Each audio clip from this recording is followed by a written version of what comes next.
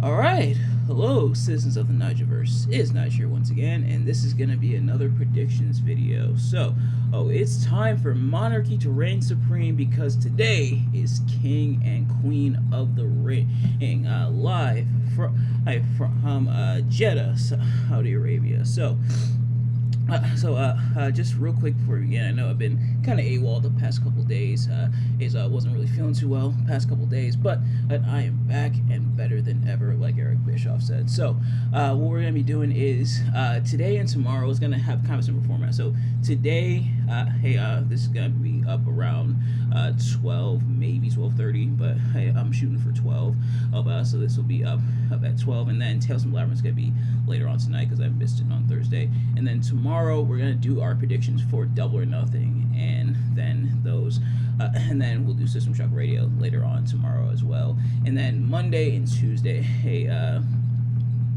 Monday will be our review of King and Queen of the Ring, and then Tuesday will be our review of Double or Nothing. So two events within the same weekend. Man, Memorial Day weekend is and I have mentioned this before, why they schedule events around Memorial Day weekend, because it's a very popular, apparently like a very popular wrestling weekends. But we got this week, and I believe next week is. It is NXT Battleground, if I'm not mistaken. If it's not next week, then it's the week after. But yeah. Anyway, actually, it does show it here. So Battleground is June 9th. So about a couple weeks from now. Also, we do have some time. So obviously, when that comes up, we'll do the predictions then. But as for King and Queen of the Ring, and who will walk out as King and Queen of the Ring, and we'll find out, and who will walk out as champions. Of course, if you've seen these prediction videos of mine before, you kind of know how this works. If you haven't, going to be going match by match, you're pretty much talking about who I think is going to win, who I think is going to walk out victorious. And the great thing about not working Saturdays anymore is now I don't have to. Now I can watch the whole event. I don't have to rush or anything, or like watch the event later on because I have to work. No, I get to sit through the whole thing, and so hopefully it's a good one, and I'm sure it definitely will be. But yeah, so we're gonna go match by match and talk about who I think is going to win. And one other thing mentioning is that this is just the order that they have them here on the wiki where it's laid out. Doesn't mean it'll be the final order that the match will take place on the show, with a couple exceptions, or at the very least one, and probably maybe two, but definitely one, because the first one is the pre-show match. It's a match made on the pre-show, and it was actually made in the dead of night, last night on SmackDown, until very last minute there. It's gonna be a tag team match for the WWE Women's Tag Team Championships, as Bianca Belair and Jade Cargill will be defending against Candice LeRae and Indy Hartwell. So this match, like I said, was made last night on SmackDown, and I doubt, and because it's on the pre, sometimes I think championships change hands on the pre-show. It's very rare though, but because on the pre-show, I doubt that Bianca and Jade are dropping it. So I'm gonna go with Bianca and Jade picking up the win there, and I imagine just furthering the partnership and the inevitable feud between Bianca Belair and Jade Cargill. But next up, getting into the show proper, first is the men's side of things, the men's finals for the King of the Ring, and as Gunther from Raw will be battling Randy Orton from SmackDown in a first time ever match. So a couple things worth mentioning. For starters, like I said, first time ever match, and this one I'm sure is definitely gonna be an interesting one. But the other thing that was announced yesterday, the only thing announced yesterday or within the past couple days, and we'll definitely get to that on System Shock Radio tomorrow. But one thing worth mentioning is that Triple H made it known that the winners of the King of the Ring tournaments, the King and Queen of the Ring tournaments, will get a shot at a world championship of their choosing, either of their choosing or whichever brand. And yeah, it looks like will get a world championship match for that hair brand at SummerSlam. If anything, that raises the stakes of the King and man, I cannot talk today. It raises the stakes of the King and Queen of the Ring tournament. There we go. But yeah, so that's a pretty cool actually. That's a really cool incentive. Like the thing about King and Queen of the Ring is it definitely it's felt more like kind of a title and distinction, which is nice to have. But now getting some actual incentive from that is pretty cool. But the other thing is, it didn't dawn on me until I saw in the wiki here saying that this is the first time that they held the tournament since 2021. Of course, they did the men's and women's King and Queen of the Ring in 2021, and that was won by Selena Vega for the women's, and then Xavier Woods for the men. It somehow didn't even cross my mind that this was the first time they did that tournament. For some reason, maybe this is my own Mandela effect. Like for some reason, I thought they were doing it like every year until I realized, oh wait, they hadn't done it since then. And I can't even think of a King or Queen of the Ring since then. Wow, they really hadn't done it in the past few years, which is surprising. Like they brought it back, especially because Xavier Woods said he wanted to bring it back and that he wants to win King of the Ring, and lo and behold, he did. But it somehow hadn't crossed my mind that this was the first time they had done it in a while. But nevertheless, Gunther and Randy Orton. And honestly, I think I'm going to go with Gunther on this one. Like Gunther said he wanted to win King of the Ring. And it'd be hard to picture him not going all the way. He was built up as a dominant force as Intercontinental Champion. Now, obviously, that's over and done with. But and we'll get to the Intercontinental Championship later on in the show. But Gunther going all the way and winning it would be pretty cool to see. Randy Orton, like no offense to him, Randy definitely the GOAT, but he's at the point in his career where he doesn't really need King of the Ring, and at least he's the King of the Ring win, and so he's kind of at that point. Randy Orton already made man, multiple winner, world champion, what have you, who very much a lot of accolades in his career, so he doesn't really need this win. So I'm gonna go with Gunther on this one, but the fact that there were so many so many mixes and matches and options as to who would go to the finals, I think is kind of cool. How there was so many different directions that could have feasibly been for King of the Ring. Some speculated that it'd be Jey Uso and Tama Tonga making it to the finals. And admittedly, part of me kind of was like, is Tama Tonga gonna make it to the finals? But that obviously didn't happen. But yeah, so Gunther and Randy, but I'm gonna go with Gunther here. But as for the women, in the final, it's gonna be Raw's Lyra Valkyria and then SmackDown's Nia Jax. So Lyra Valkyria, I guess they are definitely pushing her out of the gate, which hey, it's not a bad thing. I am definitely not complaining, and definitely the surprise of a lot of people that Lyra made all the way to the final. Nothing against her, I didn't expect her to push her all the way up to there so soon after her main roster debut. But hey, I'm definitely not mad at it. And then meanwhile, Nia Jax, the favorite for some to win, and this one could go either way, but I think I'm gonna ultimately go with Nia Jax here. Or obviously, again, nothing against Lyra, but I think Nia Jax is probably gonna pick up the win here. She's been gaining some traction and as of late, so I think this one is probably gonna go to Nia Jax.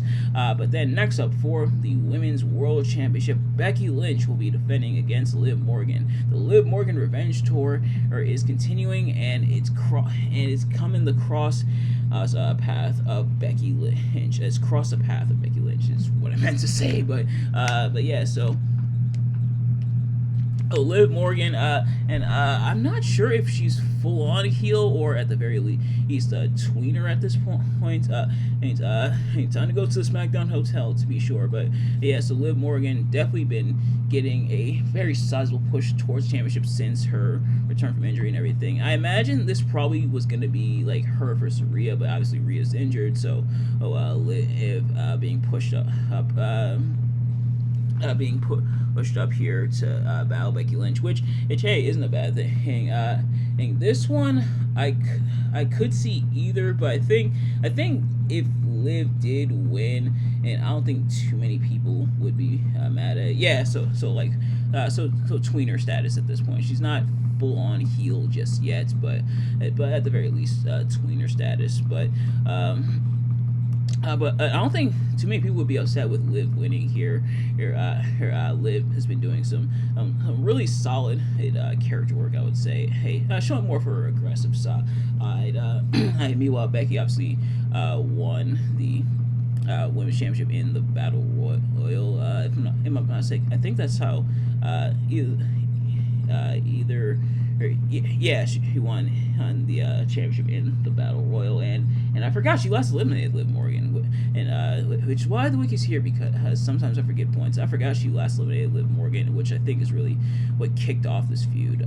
But Liv Morgan winning here, I know Twitter would probably be happy, but me, I wouldn't mind seeing Liv Morgan win it. I just hope that her reign as WWE Women's World Champion would be better as her reign as SmackDown Women's Champion, and it's not really, and honestly, I don't really blame Liv for how that reign panned out. More so how she was booked, and her kind of being put in a really bad position, and in a way, hey, after tapping out to Ronda Rousey, but then still going on the win, and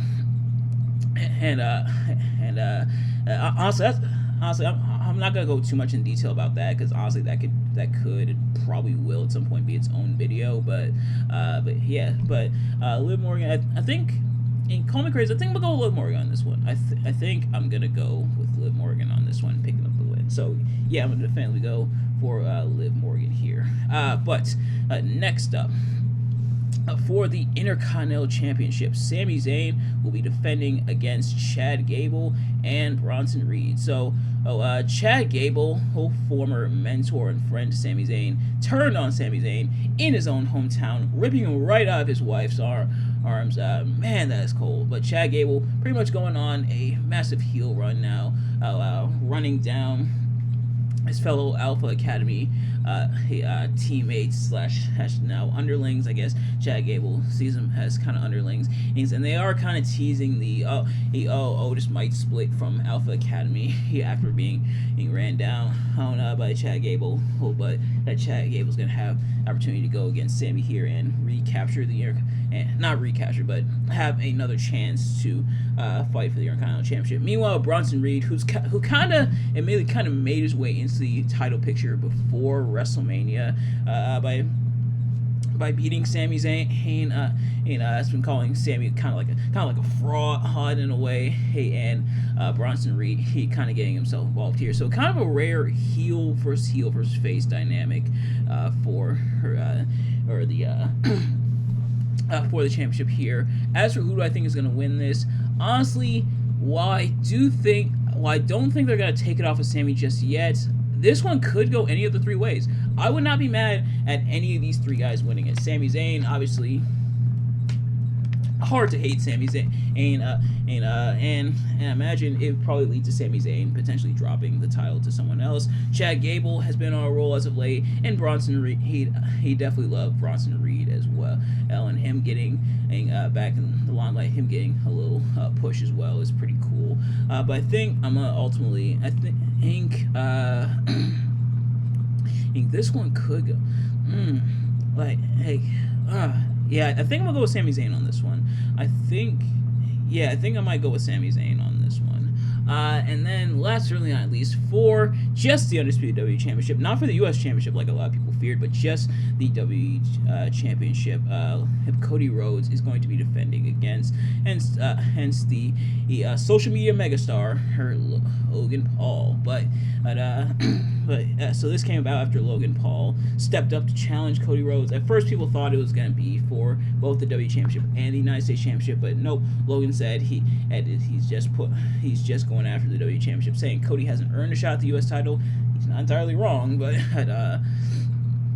at first, and I think that was some course correction, because as Cody made it seem like he was going to go out the U.S. title, saying the U.S. title is the only championship he hasn't won, and that winning the U.S. title would make him a Grand Slam champion. It's always interesting how, well, with the people who haven't become Grand Slam champions, for the one title they win, they haven't won, for them to become Grand Slam champion is actually pretty weird.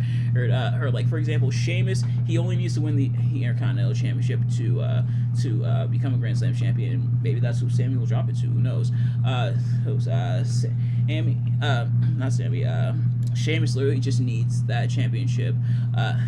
Cody needs the U.S. championship. Zack Ryder literally just needs a world title. If Zack Ryder / Matt Cardona ever comes back, he literally just needs a world championship to become Grand Slam champion. It's always weird how it's just one title away from not being Grand Slam champion. John Cena's not a Grand Slam champion either because he hasn't won the Intercontinental Championship. But that's always interesting, but I guess course correction because people weren't really feeling it. Like me especially, I wasn't really feeling the whole double champion thing. WWE definitely no strangers double champion, but my thing is like it feels like every time they do like the double championship, whether it be a world championship and like a mid card championship, one automatically feels like a lesser than, and it's usually the mid card title.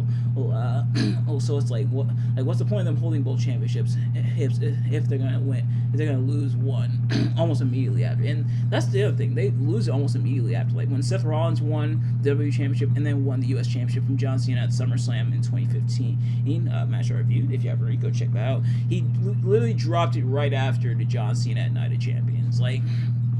And in like the case of Keith Lee, where he won the NXT Championship and the North American Championship, he literally just vacated the North American Championship. Like, what was the point then of them winning both championships? But that's just kind of a me thing. But as for this one, I highly doubt Logan's beating Cody here. But people were also asking like, why is Logan in this point in the first place? For starters, Logan has had a world championship run previously, but also, apparently, if I'm understanding correctly, the Prince really likes him and wanted to see him in a main event once again. So I guess this match is going to be the main event. But yeah, so I'm gonna go with Cody here. Nothing against Logan Paul. I'll say what you want about him as a person. As a wrestler, he's definitely taken seriously and stuff like that. And like I said, he's had the shot at the Universal Championship. In fact, it was a crown jewel in 2022 where he had it against Roman. So Logan literally is facing the current WWE champion and then the previous WWE champion before him. But yeah, but I definitely gotta go to Cody here. But I am interested to see how this match will pan out. But nevertheless, I think is going to do it for these predictions.